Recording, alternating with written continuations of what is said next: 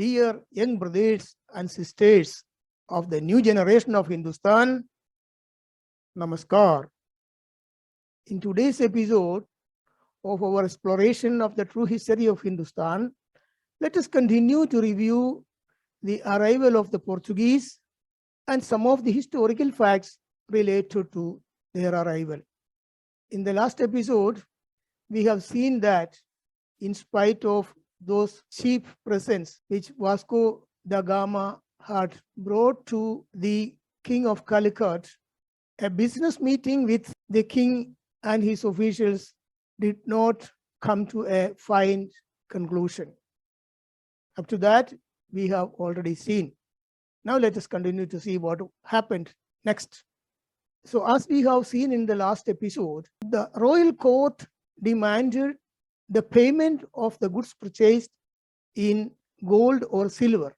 And Gama pretended that he could purchase or wanted to purchase the merchandise in compensation or in exchange to what all he had brought with him.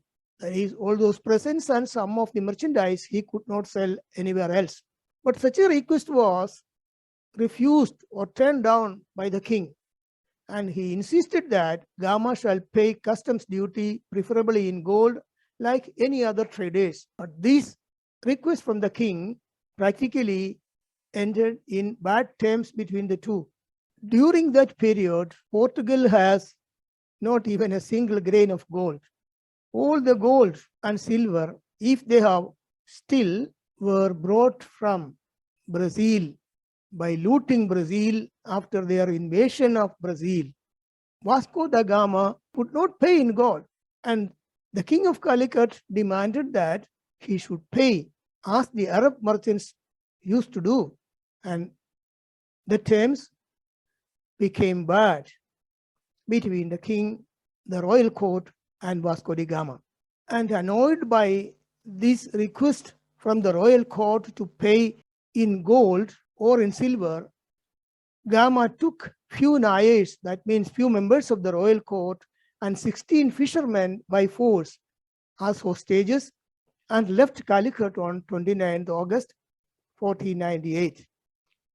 After returning in Portugal, a second fleet, which was named India Armada in Portuguese language, was launched in 1500 under the command of Pedro Alvarez Cabral, with the mission of making a treaty with the Samudri of Calicut and setting up a Portuguese factory in the city.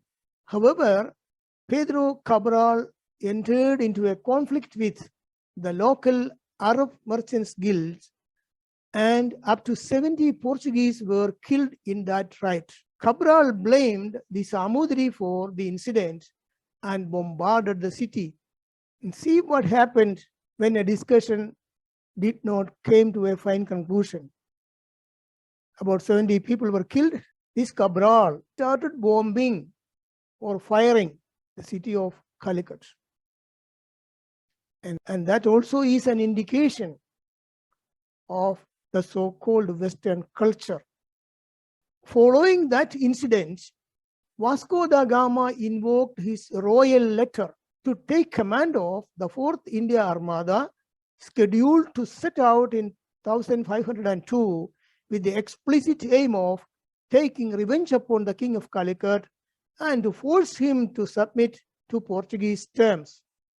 The royal letter was an official authorization from the king of Portugal permitting Vasco da Gama to do whatever he wanted. And having received that authorization from the king of Portugal, the heavily armed fleet of 15 ships and 800 men left Lisbon on the 12th of February 1502.